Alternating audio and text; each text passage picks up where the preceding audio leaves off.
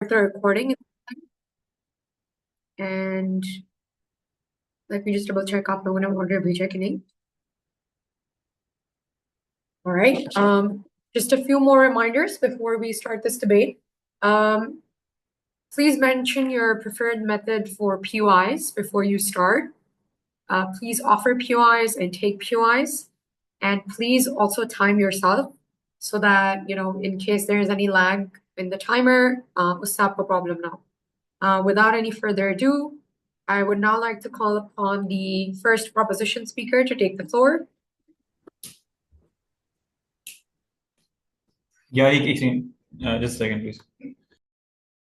Yes, please remove the filter. Yeah, वो पता नहीं मेरे teammates थोड़ा बदतमीजी करते हैं तो मसला होता है. एक सेकंड नहीं गलती से ब्लर कर दिया मैंने. यार ये सही करो आप यार जी आ गया. Not my doing, by the way. I'll just repeat the topic so that we have that in the recording. So the topic is, as a teacher from an underprivileged racial/ethnic minority, this house would artificially inflate the grades of students from similarly disadvantaged backgrounds. We have Aitchison at prop and we have ISL at opposition. Let me set up the timer as well. Can you mention your preferred method for PUIs? Yeah, PUIs in the chat for the whole team. Okay.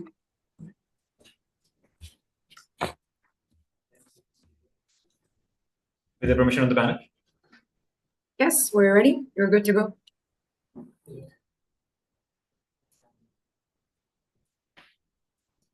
The reason you see minorities underperforming is not because they're not competent enough. It's because they're made to believe they're not competent enough. Very proud to propose. What's our framing then in this debate? Three things to note. Firstly, what do these students look like and why they underperform? They underperform due to two reasons. Firstly, reasons in school, and secondly, reasons outside of school. The reason in school are as follows. Firstly, they're judged already. That is to say, because of which they have a mental breakdown and stress because of every action that they take is because action that they take in a school environment, they are judged for that. Kids are not essentially socially aware around them. So you go around, you see them being bullied around, and it's difficult to fit into class and its environment. But secondly, teachers often do not believe in you.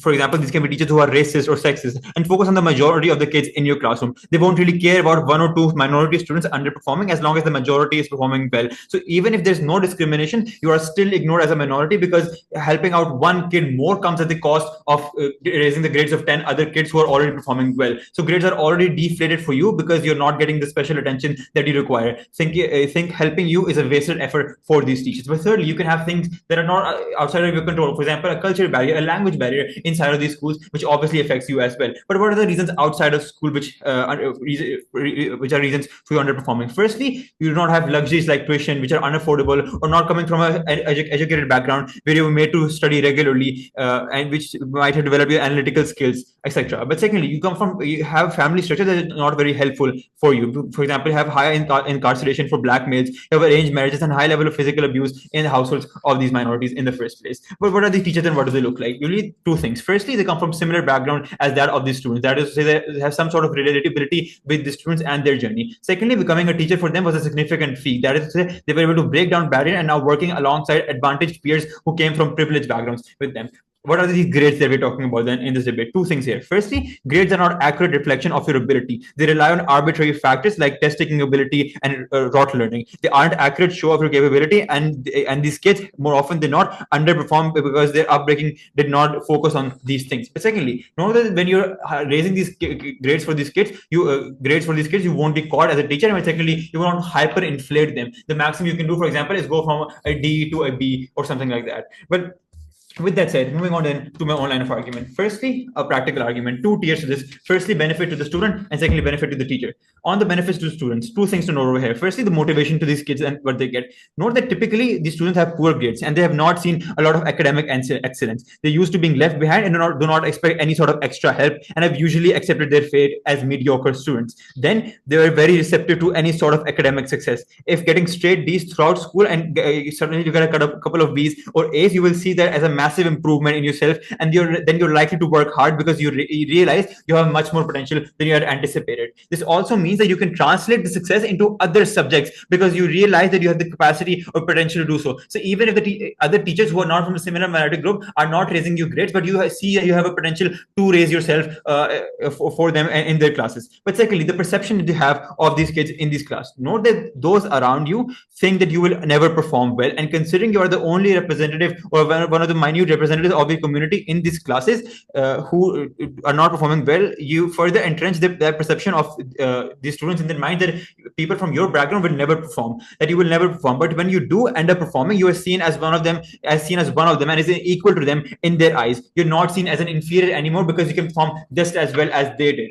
But secondly, you also change the perception of your own family, because know what happens in status quo is that your own family or your race is thought to never perform. You accept your fate, that you will live in a vicious cycle where you can never achieve or break down things, and that all privileges and good jobs, etc., are reserved for the majority. So you do one of three things: you either drop out as a student because your family cannot afford, and you start doing work. The second thing you have to do is that you have the minimum level of education, and you do not go for higher education like what happens with majority of women in Pakistan, because they're not seen as someone who could have a lot of education. But thirdly, even if you do end up studying through your whole life, you're never pushed by your parents or your household, because you do not think that it is in your blood to perform exceptionally well, and that you only perform at a mediocre level. So even when you're performing, you're not performing at the very best that you could have, because you never realized that you could do so. This, as a teacher who has gone through the same thing, you then have a responsibility towards the student to make sure that they do not go through the same thing and have similar effects that you had to face. But what are the benefits to the teacher over here, which is our second tier? Firstly, know that when your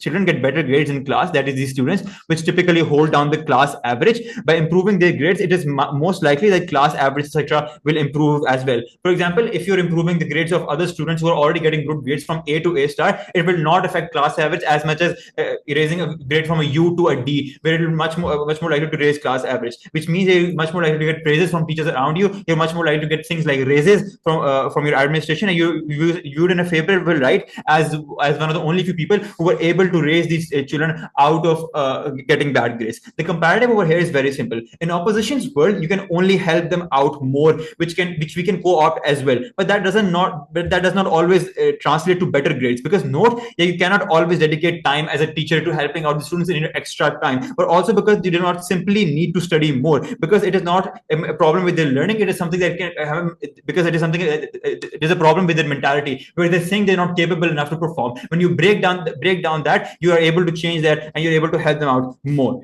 With that said, what's my second line of argument? The principal argument. 4 things to note over here. Firstly, note that in cases like affirmative action, etc., analogy that I'm going to be using over here, you have things like quota system, which makes up for other inequalities that you cannot account for. So it is a way to redress. We believe it is a similar way of redressing these people in these communities. Secondly, this already happens in status quo in schools as well, where teachers are more lenient towards students who are to your academic performance, where it has been compromised by circumstances out of their control, i.e. you were sick before an exam, or a family member died. We believe this is a very similar instance, because these were things that were out of your control, which affected your studies in the first place. But because note that these kids have been done wrong, they have never gotten same opportunity as the other privileged kids in their community. They deserve some sort of compensation for that. They have never been taught properly by other teachers. There are a multitude of other factors, as mentioned in my framing, because of which they underperform. Factors outside of their school, factors outside of their control in the first place. No one else is going to help them.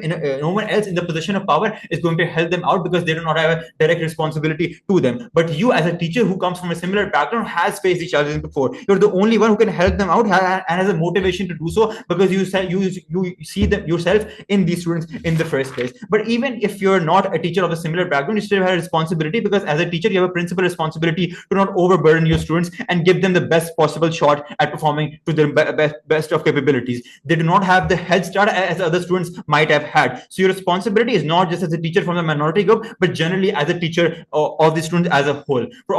Because note that these children are not going to be helped by any other teacher in any other circumstances, in any capacity at all. Because note that the motivation that they require is not something that they're getting from any other side. But for opposition to win this debate, they have to take on 4 things. Firstly, they have to prove how they can get this motivation, which is generally the only thing that the children require to perform well, because that is a narrative that you want to change around these students. But secondly, how are they able to change their perception around these students as to how they will be able to perform well well when they're not under this pressure. But thirdly, note that there is a principal responsibility as a teacher of these students of similar backgrounds, because note that you cannot help them in any other capacity, because even if you try to, it might not certainly raise their grades. This is the only way that you can help them out. For all those reasons, vote for side proposition. Thank you.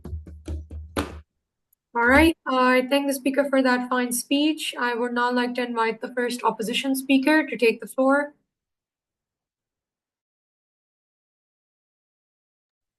Am I visible and audible? Yes, visible and audible. Yeah, perfect. I'll just drink some water and then I'll start. Sure. And mention your preferred method for POIs. Yeah, just in the chat. I think like sorry team in the chat, but yeah, I think chat. Give me 5 seconds. I need to get another pen. Yeah.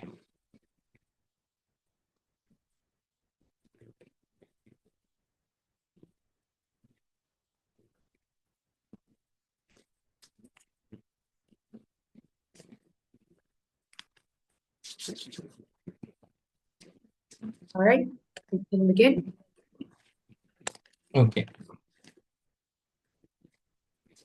I'll be starting my speech in 3, 2, 1. Two strategic observation at the top of my speech, right? Their framing is very, very self-destructive, right? Insofar as they're trying to paint out the status quo as really, really horrible for these minorities, right? Then I don't understand why one class and like just one teacher is going to help them in like so much so that they are going to be able to outperform all of the barriers that they are going to face institutionally when they go towards university or towards other institutions, like for example, work and discriminatory hiring policies and things like that, right? If that is their framing, they cannot win this debate solely on just like the teacher inflating their grades, right? Secondly, also, this is like strategic suicide on their part when they say that you are not hyper inflating their grades, right? So you're only changing this from a D to a C, right?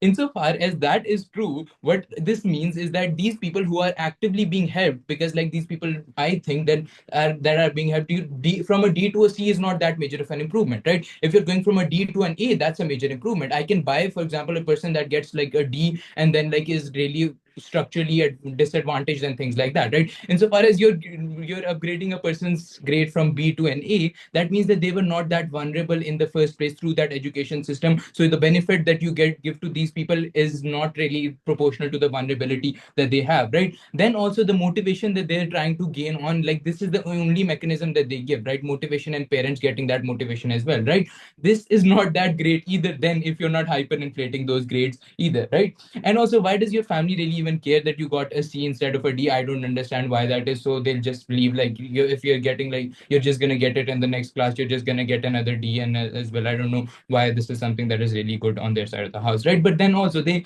kill their own moral when they say that the teacher is actively getting benefited and that is their practical. What this then means is that this teacher has malicious incentives. The teacher is caring about their own reputation. The teacher is caring about their own social status with other teachers. We do not think then that the duty to ethnicity or any other model that they might try to run, then this debate is something that they necessarily get, right? What am I then going to prove to you within my debate, right? I think the counterfactual generally can be that you can help these students to, for example, tuition and things like that, right?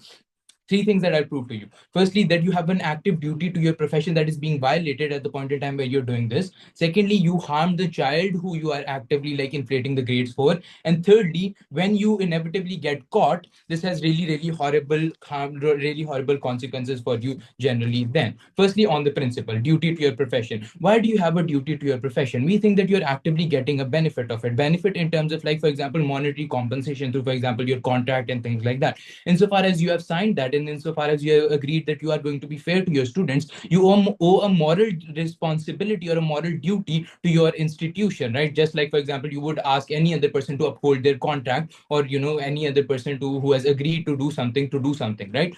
Secondly, then the parents and child are also actively trusting you, right? You have agreed to be with them. Insofar as that is the nature of the relationship, we think that this is something that is akin to a parental relationship generally that you have formed with that child. We think then that you also have like an asymmetry of power there, right? Insofar as you are disadvantaging other students for helping these students, right? Insofar as this is a competitive environment, we think then that this is an ethical violation insofar as you are using or abusing that power asymmetry to, for example, get that benefit for yourself. To and generally, like, the extent of harm there for the children is also that great if they want to achieve any impacts generally. Then, right, thirdly, you also have a duty to all other children. This is very, very important, right? Why is this so? There's the trade-off, right? If you advantage one person, the threshold is generally going to be a lot different for other students, right? So you naturally are going to disadvantage a lot other people, right? The standards of, for example, the grades are also going to go down. So you can't have, for example, advantaging one without disadvantaging the other. This is uniquely bad because you are actively passing a value judgment on the suffering of other people, right? No, like, visualize this, right? This might be something, for example, you might belong to like an African American community that is actively discriminated, sure, but a person who is poor and white as well might also be studying in that same class. And so far as you are saying that that person who is poor and white doesn't have that level of suffering, or you're actively passing a judgment on their suffering, we think that that is morally wrong, because that is what's happened to you, right? Your suffering was invalidated by, for example, societal pressures and things like that. And so far as you are doing that to a child that is very, very impressionable, no less, you are then actively perpetuating this cycle of oppression that you yourself faced, right? We think that is really, really horrible, right? We think then you are letting your personal loyalty cloud your duty as a teacher to be generally fair to all other children, right? This is also generally like, not even if it's not like to the suffering of other children, this is just something that you have a duty to be fair insofar as you consented to that, right? This also has practical harms in terms of like you having a lot more guilt as a teacher as well, insofar as you are violating your moral duty as well. Then this is practically really harmful for the child. Why is this true? This is my second line of argument. Firstly, insofar as you are inflating the grade and the child doesn't know about it, they think that this is something that they've achieved through their own effort. What does this lead to? This leads to decreased motivation on the child's part. Why is this true? This has two tiers to it. Firstly, current and then future. On current, you have, for example, the child now has no reason to study. They become a lot more complacent because they think that they can easily get grades a lot more if they're not studying and things like that, right? Secondly, you have less pressure from parents or teachers as well, because they're also fine with your grades. They also like don't think that there is a problem. They don't push you then as well. You get a lot more complacent then. Secondly, this is harmful for your future as well, because that child is never able to develop the work ethic that is necessary to, for example, rise above these institutional barriers, or, for example, gain active success within these institutions. We think this is really harmful for that person that is going to in the future have to compete in an environment where that teacher is not actively present, right? We think that this is a crucial time period where, for example, your habits set in, right? Insofar as this is a time, for example, an adolescence, this is something that is you are going to develop and you are going to carry on throughout, for example, your life, and you don't have time generally to change these habits, right? We think then that this is something that you are harming the child future in the future really, really horribly. Secondly, then when the teacher inevitably changes, right? The teacher is never going to remain the same within even that institution. When that teacher changes and you yourself are like now, as you've set your standard for yourself of like in terms of you expect more higher grades from you, insofar as the teacher changes and you're not able to perform at the same level, what this then means is that your grades are going to fall instantly. Insofar as that happens, the suddenness of the fall is going to be really, really shattering for your own ego or for your own self-esteem. So far as that is true, you might, for example, blame the institution, you might blame the teacher that is currently right now here. You might the end impact of either way, the end impact is that you're not focused on your education. The end impact is that you are not able to get that much from your education, apart from, for example, just that one class that you took where the teacher inflated your grade. We think then that is actively harmful for that child's education generally as well, right? Thirdly, then you also are not able to seek other avenues to help your child, insofar as, for example, you're not able to address the root causes in terms of like sending the student to other tuitions or, for example, other resources, since you don't feel the need of it, right? So you're not able to, for example, tackle the root cause and help, for example, the person in terms of their work ethic, right? The impact of this is really, really horrible for the student, right? This harm is not recoverable, because one, you have a lot more stresses later down in life, and you're not going to be able to have the time to recover from it, right? You're also harming the child then personally as well. We think then you're violating your duty as a teacher. Then thirdly, when you get caught, you're going to get caught eventually, because when you're, for example, when you're doing class participation, right, a lot more children expect know what the expectations are of what the grades are going to be. And so far as this is different from, for example, what the results happen to be, what this then means is the students are going to be very, very suspicious of some foul play. Insofar as the teachers might also have a subconscious bias against this person, they're also going to, for example, interrogate this a lot more thoroughly. This is really bad for your ethnicity as well, insofar as this perpetuates this negative stereotype that this person is somebody that is like criminal, or this person breaks the laws or doesn't respect our own institutions. So whereas you harm your own ethnicity, you harm the child, and this is for your own personal benefit, and you don't actually create and you don't actually tackle the root cause. We think that this debate goes too harm. Thank you for that fine speech. I would now like to call upon the second proposition speaker to take the floor. Can I just collect 1 minute? Yes.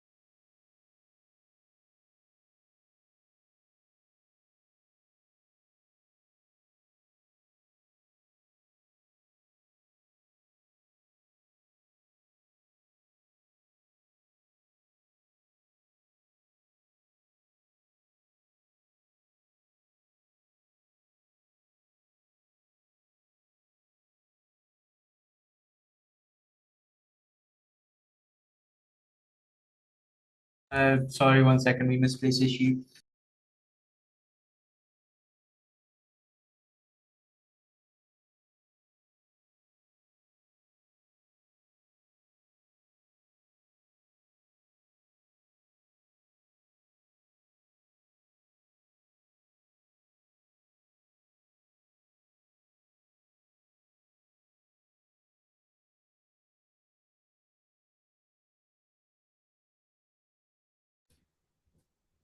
Am I visible and audible? Yes, visible and audible. Okay. I don't need to set up a timer, right? You have the timer. No, it's fine. That's just कि अगर lag हो या मैं disconnect हो जाऊँ तो आपको कर लेना चाहिए. So stopwatch एक चला लो साथ.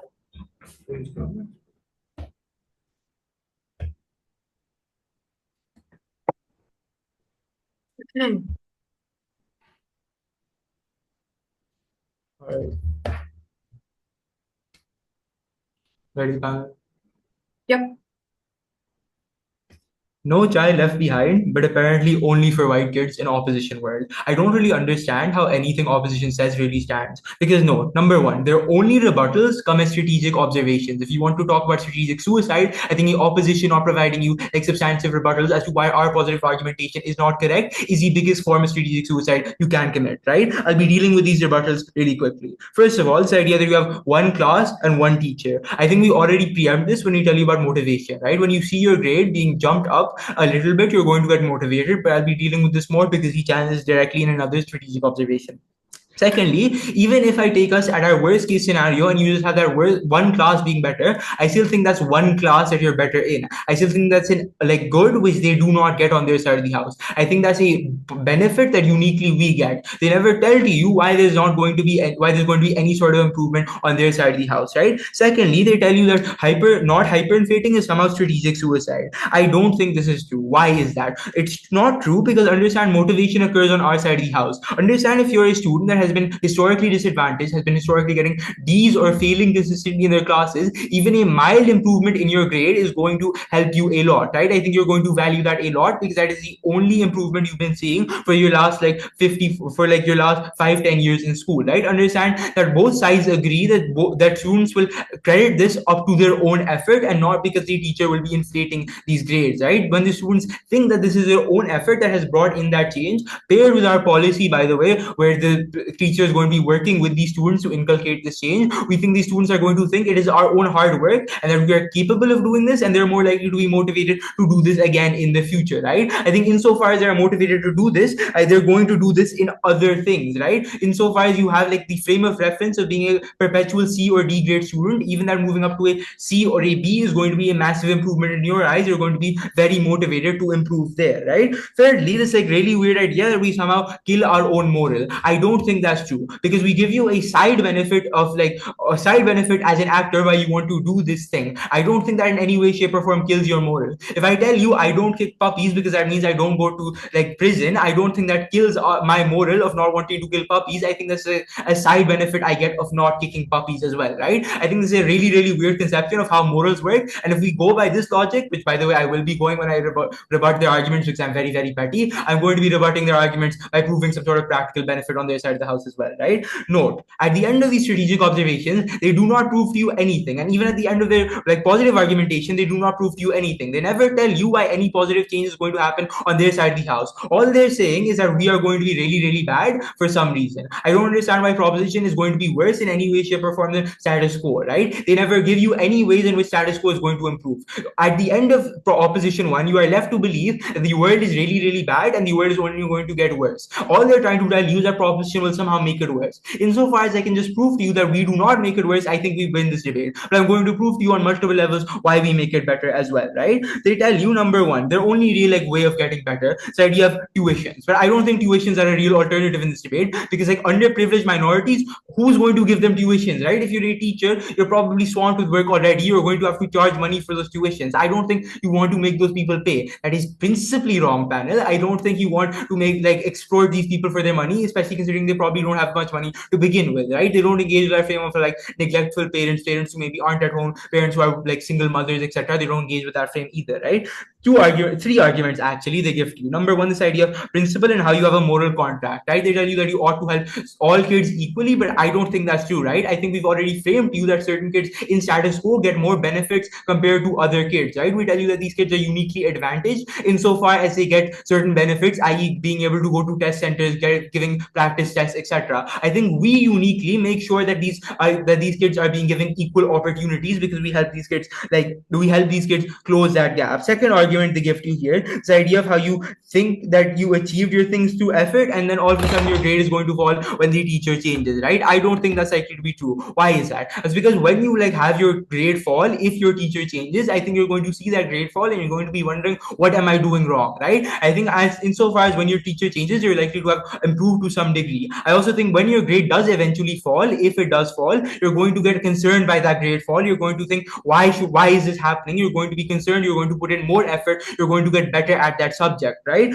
Thirdly, this idea of how you're going to get caught eventually. First of all, we already dealt with this when we tell you that you're not going to have hyperinflation. Secondly, I don't think students are Sherlock Holmes. They're not going to immediately put together that this kid is not engaging in class as much and therefore he doesn't deserve the C actually. Thirdly, I think that like even if you are in like subjective subjects, you are going to be able to more easily hide this grade inflation, right? Sociology, like for example, in sociology, it's pretty easy to hide like plus 10 marks across an entire paper. Even in math, you would give like working marks, etc. It's pretty easy to hide this inflation. I don't understand where you're going to get caught, right? Then massive parts of our case which they simply do not engage with, right? Number one, we tell you uniquely how these students are going to get bullied in school if their grades do not improve, right? Insofar as they never tell you why their grades are going to get improved, why they're not going, why, how they're going to fit in within social standards, I'm left to believe that these kids are still being bullied within opposition side of the world, right? Insofar as they're still being bullied, I think you as a teacher and as a member of that ethnic community, etc., is failing your responsibility to those youth to protect them from this bullying, etc., right? I think as a teacher, on a first level, you have a responsibility to protect your students, but on a secondary level, you as a member of that ethnic minority have a responsibility to protect them as a person, right? Secondly, we tell you like two arguments. I don't think either of them were properly engaged with, so I'll just give you weighing metrics and tell you why those are so important before I move on to my own positive case. Number one, the practical. They only really ever engage with motivation, which was not our entire argument. I already told you why motivation still stands, right? Number two, I think they also don't engage with like our idea of dropouts. Understand that when you drop out of school because you are getting poor grades, your parents want to pull you out, they want to make you go work, etc. That is a school to prison pipeline, right? This makes it really, really easy for these people to go into, like for example, drug dealing, etc., because they've been shunned away from school. They've basically been told in school, you are not good here, you do not want to go here, right? I think insofar as that occurs, you also fail your responsibility as a teacher and as a minority figure as well. Also, we tell you that you've gone through the exact same thing, right? You understand these struggles, etc., uniquely, right? I think that insofar as that is true, you also ought to have like a greater responsibility to them. We also tell you the like how the teacher is going to get a raise, and because it's an actor motion, obviously getting a raise as a teacher is a good thing. They never engage with that. Just tell you some moral like skewering of our motion. I don't understand why. Thirdly, we tell you this idea of like principle and how ideas of affirmative action, etc., already exist because these kids are uniquely disadvantaged. We tell you that these kids have been done dirty by the system and you ought to step in to fix it, right? You are uniquely the person with the motivation capacity to do it. Insofar as you do not do it, other teachers will still continue to discriminate against them. They will not help them in any way, shape, or form. They will leave them by the wayside. You are the only person who can step in and help them to some degree. I think when you abandon them, you abandon all your principal responsibilities as a teacher and as a member of that minority community. I think on our side of the house, we uniquely have practical benefits, practical like reasons to do this, and why on their side of the house they don't have like any sort of reason why, right? Moving on to my own positive argumentation, how this helps reduce inequity within colleges, etc., right? Understand there's like a leaky faucet pipeline where kids who initially entered to primary, secondary school education end up not dropping out of high school due to poor grades, etc., and they end up not going towards higher education. What that basically means is that minorities are disproportionately underrepresented within these higher education levels, right? Insofar as we simply throw more kids at these higher education, we think they're going to be more better represented, and that ends up to more people being in positions of power that can help other kids. I think this is a unique mechanism that we provide to you to fix the leaky faucet. It's a top-down mechanism. I don't think opposition has any way to not only fix this idea, not only win this debate, but also prove any of the issues fall to them. For all those reasons that the motion stands, so proud to propose. Thank you for that fine speech. I would now like to call upon the second opposition speaker to take the floor. You can have 30 seconds, but you need to start after 30 seconds. Okay, thank you.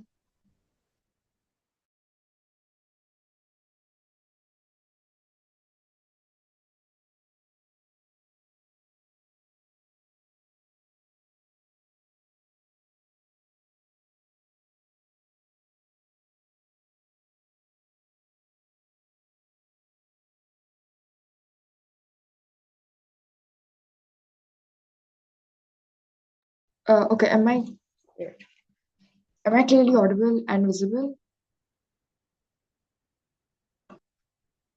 Yes, clearly audible and visible.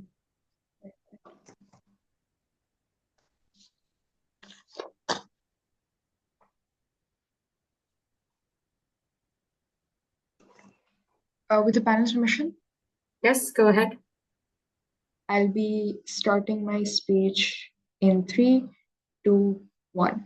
The reason why side proposition loses debate is because they just have like two major arguments that they keep feeding into. Firstly, their principle, which is literally dependent on practical outcomes. So if I destroy the practical, we inherently take down their principle as well. But secondly, their idea of motivation. And there's a lot of like strategic contentions within this. And these strategic observations are very important because this is like a little tension that exists within their case. Because if you aren't hyper inflating their grades and you aren't really creating this exacerbated motivation or even this exacerbated thing where you're going to have more people from the minority communities going into higher positions of power and suddenly making a difference within the world. I don't think that's how it works. Firstly, on their principle, and this is what their principle is, they think that at the point in time where whatever like circumstances students are incapacitated with are out of their control, it's the teacher's position, or like just teacher is the only person in position of power that can help them come out of this. I don't think this is true. I think sure the teacher's responsibility is to help out the students, but I don't think you can create like a level playing field just by using corrupt methods, just by misconstruing the integrity of your profession, because of a couple of reasons. Number one, because faking grades isn't the way to empower your students. We gave you a lot of other mechanisms, because understand on both sides of the house, we're trying to help students. On our side of the house, we're doing it through better, more long-term ways, and we're actually protecting the vulnerable stakeholder. We told you that a couple of reasons you can do that. A, just generally empower these students more, play the role of a mentor, see what they're struggling with, tell them how important education is, and despite their socio-economic problems, they can still get into higher positions of power. This is very important, because this way you're directly impacting them and directly impacting the attitude they take towards education instead of a complacent attitude. The only response we get from side proposition is that tuitions are generally very expensive. That's not what this is like. That is literally you straw manning the entire argument, because tuitions wasn't our only alternative. Teachers can still offer generally just help classes, generally just more classes in general to help you get out of that system. But I think on a comparative then, when you hyperinflate these grades, even if at our worst case, you still can have this like motivation being controlled. I think that motivation and that hope is very false, because you tell these students that they can probably achieve something, even if they put minimal effort, even if they don't study, they simply get like a B or an A.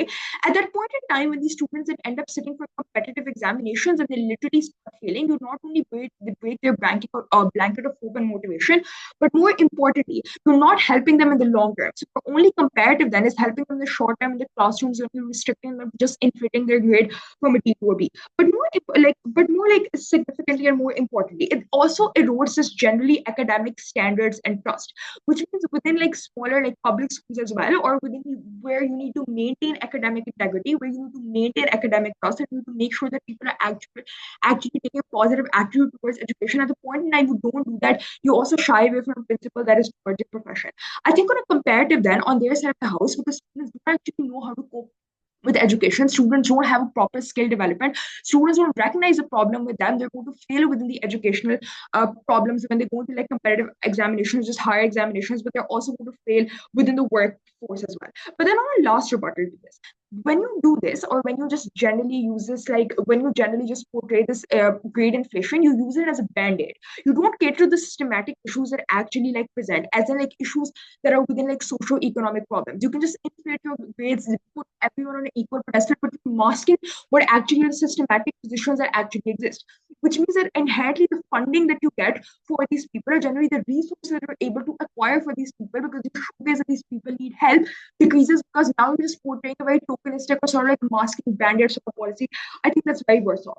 But on a principle then that we're highly engaged with, we told you that teacher particularly has a duty to their profession more than they do to like anything else, because it's a profession that they're devoted to, or more importantly something that have a transactional relationship with their institution as well. So they're binded by a contract, and this contract is like legally binding as well, but also morally binded, because people like, for example, parents or students put trust in you to make sure that you're developing holistic individuals, you're developing individuals that actually know how to like just generally study, or generally students that are going to be successful. When you mask that, or you portray that by faking your grades, you take away from the principle that you owe to your profession. You build a community that is built on mistrust. I think that is inherently unjust. I think there are other ways to give back to the community. I don't think it's okay or it's justified for you to do that through misconstrued, or generally through evil and malicious means. But more importantly, on their second issue of self-esteem and motivation, this is the only push they have. So if I take this down, we basically win this debate. I think firstly, there's a contention, because they keep saying that children are going through so much problems, they're burdened so much. I don't think why they're going to then focus on at the point in time where they literally have been failing so much, and they're desensitized to whatever, like education doesn't even matter to them. It's probably not even their first priority.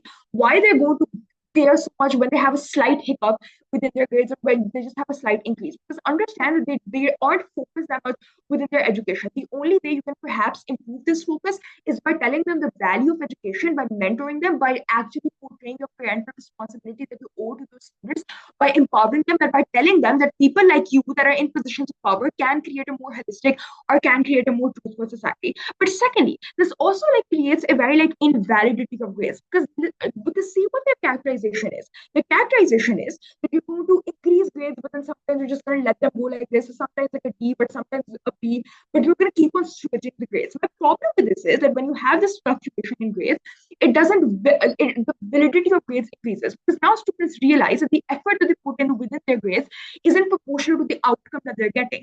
So if they study less, they somehow get a B. But if they study more, they somehow like their grades perhaps stay the same, or their grades perhaps don't match to whatever effort that they're putting in. I think this is very important, because at the point in time where your validity of your grades increases, your trust with the grades increases as well, and it's not likely to motivate you in the same way. But then secondly, the entire idea about your family and your family is going to care a lot. Their characterization is this is a family that's in a very low income area that literally puts their children for child labor. I don't know that when it's why they know the importance of education so much, but secondly, if their kid suddenly gets a B, why they're going to care so much? Because these are the families that are burdened with a lot of other things, which means that likely they don't really care about this like grade inflation in general, or are likely to get inclined towards this grade inflation. I think on a comparative then, I think you can make better students, you can incline students better, you can generally just mentor students better, insofar that you're having them or motivating them through better means. I think you decrease the validity of your grade on a side proposition, but more importantly, just like the trust in the system increases. But lastly, the last issue, and this is very important because this wasn't catered to. I think because this is an actor debate, and because we're winning this issue of why there are more benefits to teacher on our side of the house, or why on side proposition there's going to be lesser benefits, we told you that you're likely to get caught. And this is very important, because they can't just fluctuate grades and then mask being caught, because if that happens, then there's like the entire idea that they have about like getting more bonuses or just like getting more improvement within salaries just not like is not there. But more importantly, if you have a private incentive in order to make sure that you get a bonus, and that's why you're inflating grades, that means that you're colluding with like a very malicious intent. Your principle does not stand, because then you're morally not inclined to these students anymore. Your practical benefits overweigh principle at that point in time. And I think that's right. That's something that is incredibly harmful, because at that point in time, the teacher is likely to just care about their own self rather than the principle the side proposition seems to portray. On our side of the house, we tell you that this greater amount of scrutiny is going to be worse off, because it's going to be worse off for your ethnicity, because there's now greater scrutiny of these minorities, because now your minorities are in like a more attention seeking, because these are the people that are apparently malicious, so they can actually just mistrust within the institution. So I think on our side of the house, because you're actually having a better like trust within the system, your teachers are better off and your students are better off, side opposition takes it. All right, thank you for that fine speech. I'd now like to call upon the third proposition speaker to take the floor.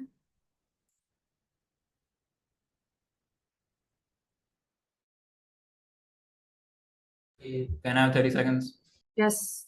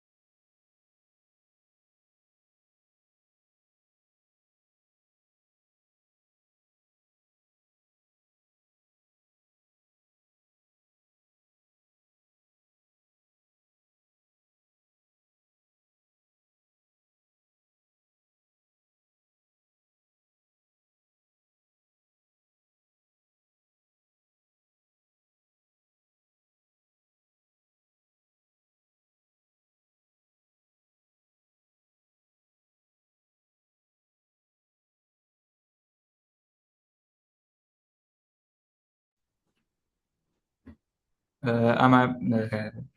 Am I audible? Am I audible? आवाज आ रही है? Yes, you're audible. Okay. Time then. Yes, sir.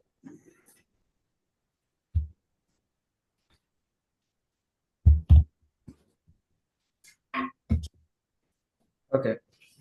I'll start my speech in 3, 2, 1. There's a couple of things I want to make explicitly clear in this debate. Firstly, what was our model to you? We think you're going to be inflating these scores to some extent, which means that, for example, a student that has always been getting D's now getting a B. Sure, that might not look like a big deal on a surface level, but to that student themselves, it is a massive thing. Why? Because it represents a change for them. Where they previously thought that I will only ever get D's, now they got a good grade. Now they feel that they can actually achieve something, right? They never refute any of our actual mechanization here. But secondly, the teacher themselves, right? We think you are from the same background, so you actually care about the student, right? You want to care explicitly about them more than other students because you have relatability with that person. Secondly, then minority student themselves, we think you lack facilities. For example, you don't have access to things like tutors or extra books, etc. that other people do have. You have social isolation as well because you are from that minority. And thirdly, you have an unstable family life. When they talk to you about a root problem, right, and addressing that root problem, this is that root problem, that you as a minority are inherently disenfranchised.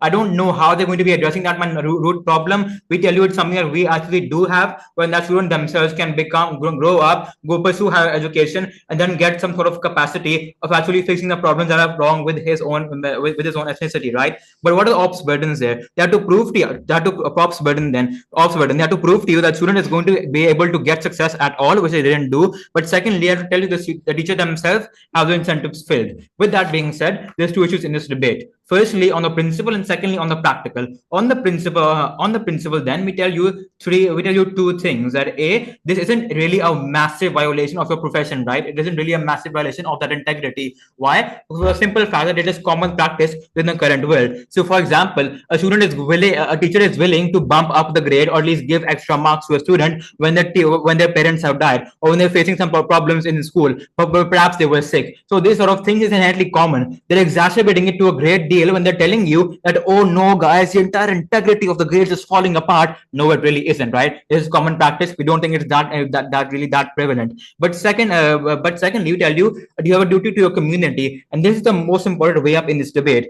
Your duty to your profession was a duty to your community. We think the community is inherent. This is the mechanization we give to for community, right? Where A, you owe it to your student because they are being disenfranchised, but you yourself are also disenfranchised, right? You want them to become better. You want them to achieve the same success that you had achieved.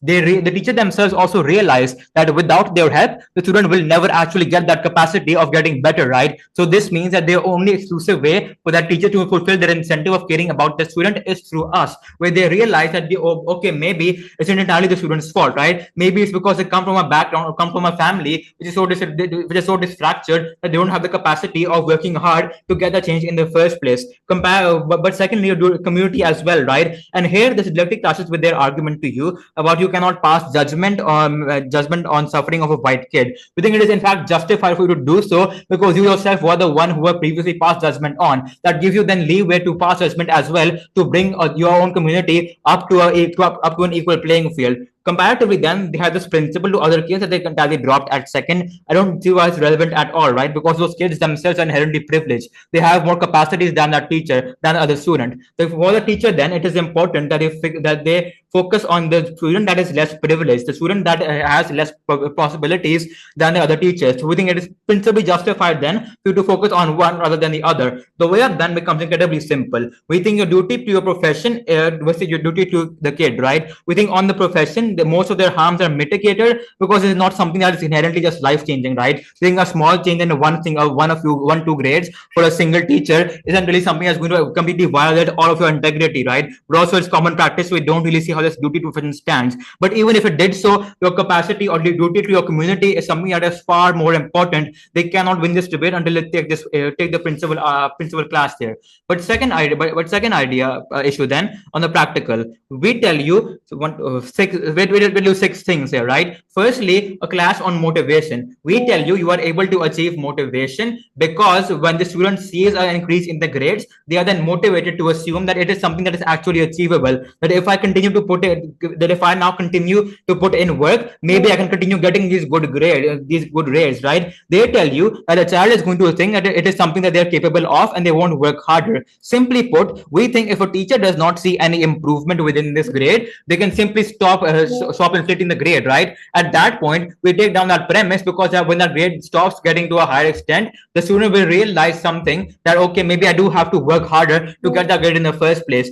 But secondly, through our model then of the teacher also helping you with other resources, we also able to take this in class itself. Secondly, we tell you have conservative parents, right? And the challenge is by telling you why do the conservative parents care about those grades. Simply put, when you access our entire mechanization for you, that when these kids themselves are working harder and harder, they're actually getting good grades, not just in that particular subject, but also other subjects as well as a result of their hard work. Because the stigma that the parents have breaks down, because in absence of those good grades, in absence of that hard work put in by those by those students, the parents will think that that education is it doesn't really matter because it never really has mattered for our ethnicity either, right? They will want to, for example, within the Muslim world, because conservative parents don't think that women deserve higher education or they can actually get higher education. You break down those conservative barriers and break down that stigma. You actually prove to your parents that is something you can do. But thirdly, then on the class of the teacher's image, right? They tell you that you are going to get caught. Two responses: A, we do not think you're going to get caught because you're not hyperinflating, right? This is why we told you you're not going to be hyperinflating. Changing a grade from a D to B is something that is very believable, right? But also, I don't really think that every single student is out to get the teacher itself, right? That why did that something happen, right? We think you have plausible deniability that the teacher can use to scapegoat any accountability. But I'll deal with this later in the way up as well, right? Comparatively, we think the teacher, we think that you are now as a student are able to pursue higher education, we have the motivation to do so. But secondly, the image of the minority as well, right? At the point in time, we are now actively having better grades. We are then able to get a better image for that minority itself because you are now actively proving to you that everyone growing from that ethnicity isn't someone who cannot get good grades or cannot be the top of his class. But lastly, then we tell you that teacher's image gets better as well, right? They get the avenues for getting a raise because now they are seen as a teacher who brought that failing student up to that mark of getting good grades. But now because they're actively helping that student as well as inflating their grades, the student can genuinely become better as well. The way up then on this debate becomes incredibly simple. I'm taking them at their very, very best case here, but I tell you that sure thing, you are going to get caught and you are going to risk getting fired. I think that is something that is worth it because here's where the practice principle issue feeds in as well, right? Your responsibility as a teacher is something that is fulfilled, right? Because you feel that you have done your duty. I think that is a sacrifice that is willing to for worth taking because of the fact that you care so much about that ethnicity, you care so much about that about the people as well, right? But secondly, as well, the capacity for you getting those races, getting that recognition as well now is something that actively adds up against that possibility of getting caught. So if you're going to do it purely on an active incentive, we think that it's a risk worth taking because that is directly going to lead to a better materialistic outcome for you as a teacher as well, right? But thirdly as well, because the student themselves are now getting better, the student is getting practical benefits of this, for example getting higher education. We think then you as a teacher also are benefiting from this because you as a minority belonging to that minority or someone who's also getting the benefits of that. You're bringing out stigma that is against you yourself. For the reason that we take both of these issues, they do not refute any of our base mechanisms. They do not tell you how any of the arguments have any exclusivity. Give it to us. I thank the speaker for that fine speech. I'd now like to invite the third opposition speaker to take the floor.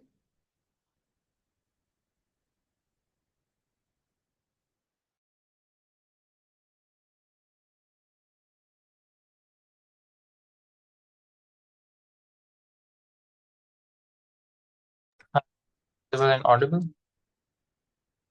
Yes, you are perfectly audible. क्या I'm saying you're perfectly audible. और क्या कहा हो सकता है possibly? Then, okay. I'll be starting my speech in 3, 2, 1. I'm genuinely confused at what side proposition's actual status quo and world really looks like. Because over the first few speeches, they constantly said the world is really bad for these minorities. They're extremely racist environment. Everyone's out to get them. But as soon as we come up and tell you that sure, if the situation is so bad, then then these teachers are also victims of racism, etc. There will always be people who are going out for them. At that point in time, if you try to inflate grades even to a small extent or a bigger extent, you will get caught eventually. When we give you this argument, suddenly the status quo changes to, but oh, is not out there to get you. So at the end of this debate, I'm very confused as to what the environment, the status quo actually looks like in the first place. Before I move on towards the two classes in this debate, I want to make a simple comparative, because team proposition keeps on saying that we're not achieving anything on our side of the house. Our alternative in this debate was pretty simple and clear from the start. We said that you're not going to inflate grades, but you're going to make the status quo better by fixing the crux issues of students itself. How do you do that? Sure, if some students can go for tuition, they can, but even if they can't afford it, even in the classroom itself, as a teacher, you can focus on some students more than others. If a child is vulnerable and is not as good in studies compared to one another, you have that responsibility to actually take time and take extra time towards these individuals to begin with. And when we prove this to you, suddenly team proposition says, oh, but you also can do that on our side of the house too. I don't think you can do that though, because the only incentive and end goal as a teacher there is to increase the grades one way or the other. If on their side of the house you're increasing grades through from artificial method, then you have no incentive whatsoever to put extra effort in towards these children. This is the unique thing that we give you on our side of the house. I'm going to talk about two clashes in this speech. Firstly, where the child is, firstly on the principal clash, and secondly, where the child is better off. Firstly, on the principal clash, we told you three things here. Firstly, this is incredibly unfair towards other children because A, you're raising the threshold. But secondly, I want to point out the main problem with the principle in this debate is the main problem here is that if there is a white student who is also coming from really bad backgrounds, then why doesn't that specific child deserve to get their grades up? We constantly told you from the past two speeches, never once responded with. But the idea that you have a teacher have a principal duty to teach every single kid and make it a fair environment there and then. To this principle, at the end, we only got two responses. The first response was at third was, oh, but that's not a huge violation. Then that means that, okay, there is some violation happening to some extent. They kind of agree to that. But secondly, they say it's okay because it is a common practice in the status quo. Okay, so if murder is a common practice in the status quo, does that make murder a morally right thing? It doesn't. So I think at the end of the day, this principle still stands in this debate because they haven't given a solid rebuttal to it. What was proposition's principle in this debate? Proposition's principle was that you have a direct responsibility towards your community. I think I have the same problem that Elia has, that this principle is completely contingent on the practical. You can only serve your community in the best way possible if you have those practical outcomes in the first place. But I'll still rebut this. I think you can only fulfill that responsibility through two methods, and they're not doing that. Firstly, that you're not risking feeding into stereotypes. I think the point in time you're likely to get caught in the process, and then you get caught. What this is likely to do is enhance the stereotypes that exist for these minorities in the first place. So what's likely to happen in the end goal is that you're making the situation worse for your students and yourself and people who are part of your community to begin with. But the only way you can make it better for your community is solving the problem at its crux. I know as a teacher you don't have that much of a capacity, but on the minimal level, that teacher does have the capacity to give extra time towards these students in itself. I think I'll like this responsibility of community is only fulfilled if team proposition proves their practical outcomes. Therefore, I'll move on towards the practical outcomes itself. I think the clash between the practical is simple. Team proposition's only mechanization in this debate is that motivation will exist and motivation will somehow fix everything. I have the problem with this because their mechanization analysis is that if you get more motive, the reason why there will be more motivation is because you will recognize that you have a higher potential. I think the reason why that's not likely to exist is because when you are going to get a higher grade, you got that grade without studying toward proportionate to that grade whatsoever. So I think at the end of the day, if you're studying as much to get a grade of D, but you get but you get a B, you will think the amount that you're studying right now is enough to begin with. So I think there is no incentive to increase that in the first place. But secondly, this is likely to build like a shortcut mindset. If children are getting higher grades with just studying low, then I don't know why there's an incentive to study more. Because let's like ground this debate in the status quo. I don't think any child whatsoever, in majority of cases, children are not motivated generally or don't like see the bigger picture of getting good grades in the first place. Majority of cases you get that from parents or teachers. I think you're not likely to get any motivation or pressure from your parents when your parents are seeing that, oh, but you are getting good grades even without studying, and your teachers are not likely to help you and pressure you as well. I think at that point in time you are not getting any pressure, therefore it will not translate into words you working hard or you getting more motivation in the first place.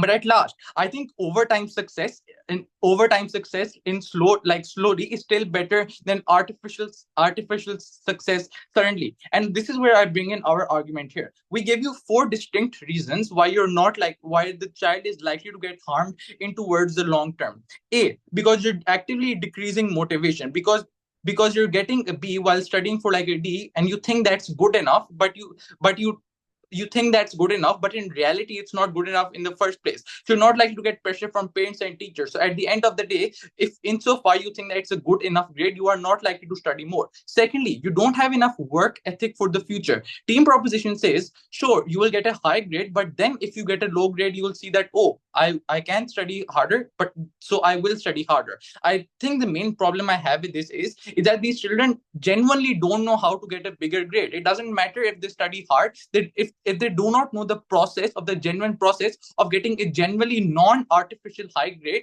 then it does not matter. The point in time your teacher gets changed, the point in time you get it into a different school, that same problem is going to repeat. The third thing that we talked about is the fact that you'll actively have limited access, and this is a problem because insofar your teacher is bumping up your grades through artificial methods, that means that you're not going towards other avenues. These other avenues might look like you looking for other resources, you're looking help from other individuals, the same teachers going out of their way and helping you out. I think in team propositions world, when you're artificially bumping these up at the end, nor the teacher nor the child nor the parents have any incentive for you to go out of your way and work even hard and like learn how to get non-artificially high grades in the first place. It does not matter at the end of team propositions world if you get motivation or not. I think what actually matters is the student itself recognizing the process of getting good grades in the first place. I think they just logically cannot do that because the teachers are not teaching them how the process of you getting good grades, but the only thing that they're doing that is artificially bumping up. So even at their absolute best case scenario, you get that motivation. I do not think that motivation does not have any value because it does not translate into the method that you use in towards your in towards you getting good grades, etc. For all given reasons, proud to oppose. I thank the speaker for that fine speech. I'd now like to call upon the opposition reply speaker to take the floor.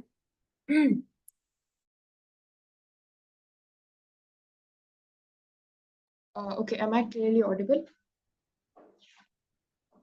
Yes, clearly audible and visible. Perfect. I'll be starting my reply in 3, 2, 1. A doctor who has taken the Hippocratic Oath wouldn't steal organs from a rich person and then give it to a poor person, because it's very important in terms of like just the integrity that you want to maintain or your duty to your profession. Just like that, we told you one major principle. We told you your duty to profession is something that's incredibly important and just generally important in terms of like the things that you do to your students as well. Their entire idea about your duty to community, I have a couple of problems with this. Because your duty to community is to ensure that you uplift students. It isn't to ensure that you do this by morally wrong ways or just like malicious ways, but then secondly, by ways that don't help students in the long run. You're already helping your community by teaching, but if you're mixing teaching with malicious intent, then you're actually corrupting students and not helping them in the long run. The problem with this is that number one, a profession that you probably devoted your life to, a profession that parents have entrusted you with, so you have the like transaction relationship where parents have a lot of trust in terms of like just giving their children to you in terms of like instilling the value of education in them. You don't fulfill that. But more importantly, your institutional contracts of maintaining that trust also get broken. These are the three mechanisms that we gave you never engaged with. And these are morally very important because at the point in time where you maintain your integrity via these things is that you make sure that you're doing well with your profession, you're helping students in the long run as well. But secondly, in terms of where teachers are going to be better off. And this is where I don't get their entire idea, where in every single speech, there is a different characterization that they keep portraying. Sometimes you're going to fake grades to maybe like just like a certain extent where it's visible enough for you to get bonuses, but then you won't fake grades to a certain extent so you don't get enough scrutiny. It isn't that visible that you won't have scrutiny, you won't have people judging you. I don't think that's how it works. I don't think you can narrow pick or like just cherry pick how you're going to fake these grades because this is very important. We think scrutiny is going to exist ultimately when you start faking your grades because all of the checks and all the mistrust or just like suspicion that's going to arise from fellow teachers, colleagues, and just people that run your institution is going to increase. And this is going to be bad because at the point in time when you do get caught, you're likely to A, just not get another job, or secondly, you just feed into the stereotypes about your own community or about your own racial or ethnic minority. This is very important because this means that you're putting your community at a very worse off stage. You're not helping them, but you're disadvantaging yourself as well and your community as well by feeding into these stereotypes. This was never engaged with. But more importantly, in terms of students, I think this is a lesser important issue, but we still take this issue because we tell you that students, in terms of the situation where they're kept in a very vulnerable situation, where their blanket of hope, their blanket of trust is also distorted, are going to be helped in the long term only on our side of the house. We give you a couple of reasons for this. We think motivation is not going to exist insofar that you do not have like a proportionate mechanism of judging your efforts, your validity of your grade decreases, which means children are not going to have a trust like if they work hard, they're getting a B, but suddenly if they work really less, they're suddenly going to get an A. I don't think that's how it works. I think that validity is very important in terms of actually for children to care about that grade or care about it enough to keep on working hard. But more importantly, I think we also want motivation. We just tell you there are other ways to get that motivation. There's perhaps a parental duty that the teachers can portray. There's just like long-term development that teachers do. The motivation that teachers give by taking grades is a very short-term motivation. You're never going to have them succeed in the workplace. You're never going to have them succeed in competitive examinations. Or you generally, when they get a different teacher, they're still not going to succeed because they don't realize that the problems they have, they aren't empowered enough, and they don't realize the help that they need. They don't get that help in the long run. We think on our side of the house, there's a couple of things that happen. Not only are students empowered more, but teachers pay the parental duty, and in the long run, they aren't complacent. They don't think that faking grades is something that they can just get away with. Rather, you actually play your duty, but more importantly, you're likely to get better resources because you don't mask or band-aid systematic issues. This was also not engaged with because on our side of the house, you're helping students better, but you're literally helping the actor better side opposition makes it better. Thank you for that fine speech. I'd now like to call upon the proposition reply speaker to take the floor.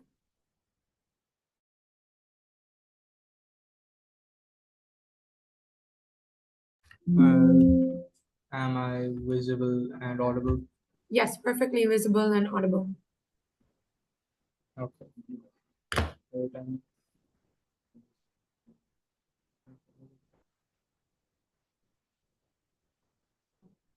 Ready, Tyler?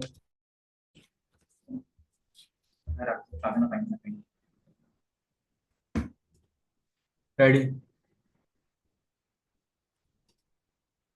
I think the main thing that opposition struggles with within this debate is like a chronic misunderstanding and like fighting with a phantom of a proposition that wasn't really within this debate. All of their attacks on motivation, on getting caught, only materialize in a world where proposition is arguing hyperinflation for grades, right? We are not arguing that. We are arguing to you that you're going to make people who are failing pass, and you're going to make people who are getting B's get C's, B's, etc. Right? That is not a humongous jump, right? Insofar that is not a humongous jump, I don't think that these kids are suddenly going to think I am performing to my peak ability and they're not going to lose all motivation, right? Insofar as that is not an enormous jump, I therefore think it is also far harder for school administrations to track you down in that regard, right? I think insofar as all of their rebuttals and all of their negative argumentation is based on this really weird like presumption that we're going to be arguing hyperinflation, I think this can't take this debate, right? Secondly, understand they don't actually prove to you that they're going to solve anything in their side of the world. Aliha might tell you that they're going to have like long-term chronic, like long-term fixes fixes for these root problems, but they never tell you what those actually look like, right? They tell you some really vague ideas like tuition, but I don't think most people can access tuition. I'll be dealing with the other examples you give within the issues. What are the issues then? First of all, the issue of principle, right? The basic way up of this like issue is your responsibility to your job versus your responsibility to these minority kids, right? We mitigate their principle by telling you that your job is not something that you ought to like value that much, right? These are the people that discriminate against your community. They're the people that are actively discriminating against kids of your community, right? We tell you that it is outweighed by your responsibility to these minority kids twofold. Because number one, these kids are your students and you owe them responsibility in that way, right? We tell you that teachers oftentimes waive students in certain ways by giving them like lenient marking if they recently underwent the death of a family member or have like some other unaccounted for circumstances, right? We also tell you that secondarily, you uniquely understand the struggle that these kids are going through, right? We tell you that you have been part of these minority communities and you understand this minority community in a way no one else can, and that you are the unique person that can help them in that way. All of their rebuttals on this are like they don't really stand because they tell you that you don't have any unique responsibility to them. I don't understand why, right? I think we outweigh them here. Their only real response to this is they tell you that you have responsibility to other kids and that they should be equally like held responsible. I don't think that's true because these other kids have benefited from systems of oppression that have caused these kids, these minority kids, to be repressed, right? I think that insofar as that is true, I don't think that our principle is really mitigated in any way. I think therefore we win the principle way up because not only do we prove few reasons why their principle is mitigated, we prove few reasons why our principle is simply more pertinent to the stakeholder because we appeal to it on two levels, because you're a teacher and because you're part of the minority community. The second issue then, the idea of the practical, right? They tell you that they solve the crux issues. I don't think so, right? Because what were their actual solutions here? They tell you that you're going to focus on some kids. Really interesting note here. I think this betrays your own principle of saying that you ought to treat each kid equally, right? I think that's a really funny strategic observation. Secondly, why will these kids listen in the first place? Their entire lives have gone through like constantly failing. Why will one pep talk, why will some special attention change that, right? This is the same question we've been asking from second and at third, and we still not gotten any response. Why do we change that idea of motivation? We change that idea of motivation because you get quantifiable metrics towards your own improvement, right? You understand that I'm getting special attention, I'm getting help, and that has manifested in certain ways by my grade going up by 1 grade. That means that then you think in your own mind, if I did not study and I got this grade, what will happen if I do study? What will happen if I put in the extra effort? What will happen if I actually do try, right? You begin to believe the teacher when they tell you that you can achieve something because you have seen quantifiable evidence that that is true, right? I think insofar as we provide that motivation in a way, opposition simply has no way to do. I think we take the practical class as well, but like secondary flows within this class, we tell you that you're likely to get trades on our side, they're likely to get raises etc on our side of the house. They never engage with us, just try to weigh it out on the principle. I don't think that that really matters, as we've told you before, but it's also like a really important part in a stakeholder debate. I think for all those reasons, because our opposition has no coherent positive argumentation, no coherent negative argumentation, and because all of our arguments still stands, I think the motion still stands as well. For all those reasons, please vote side proposition. So proud to propose. Thank you for that fine speech, and thank you both teams for a very engaging debate. You can exit the breakout room because the decision is going to be announced in the main hall. Let me stop the recording. Just 1 second.